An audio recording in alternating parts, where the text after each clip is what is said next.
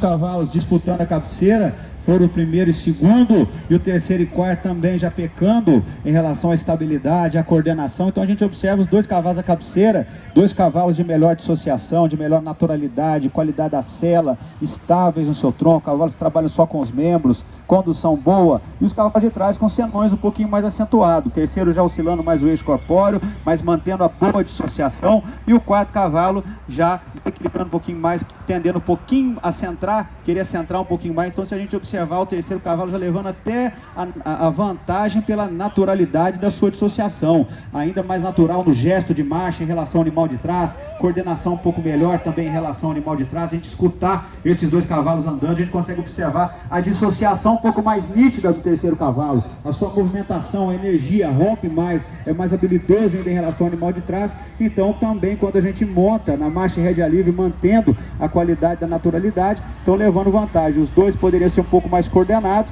mas a vantagem do terceiro na sustentação da frente, no trabalho do posterior, onde o cavalo de trás já ficou devendo um pouquinho mais em relação ao cavalo à frente, e quando a gente observa a dissociação melhor, por isso foi a definição.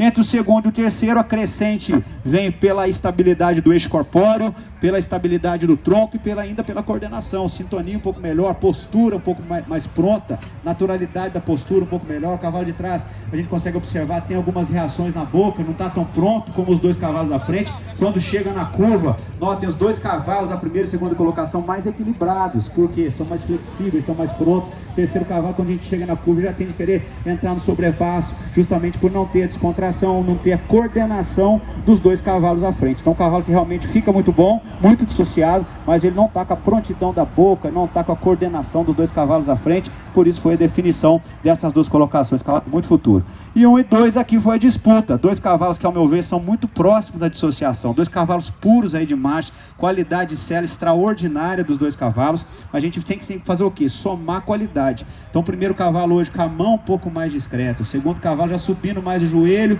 então já descoordena um pouco mais. Então o primeiro cavalo a gente observa por frente os dois cavalos, a gente consegue observar a chegada ao solo é um pouco mais suave, o joelho dele é um pouquinho mais baixo, a sintonia entre posterior e anterior é ainda melhor em relação ao animal de trás. E quando a gente observa o trabalho de posterior, notem, o cavalo de trás é um pouquinho mais limitado no jarrete, um pouquinho mais limitado na perna. O primeiro cavalo estende mais o movimento da perna, abre mais a passada em relação ao animal de trás, que a gente quando vai abrir, aumenta um pouco mais a frequência, sobe um pouquinho mais nas mãos e fica um pouquinho mais nas mãos em relação ao cavalo pampa, que mantém a estabilidade, mantém a extensão do movimento e não tem a frequência alta, não aumenta a frequência como o cavalo de trás. Então, dos dois cavalos marchados, dissociados e estáveis, a opção pelo cavalo de coordenação melhor, de mão mais baixa, ainda de perna de melhor qualidade, ganhando mais terreno, estendendo mais o movimento e de amplitude passada ainda melhor. Por isso foi a definição dessas duas colocações. Parabéns, dois cavalos de muita qualidade.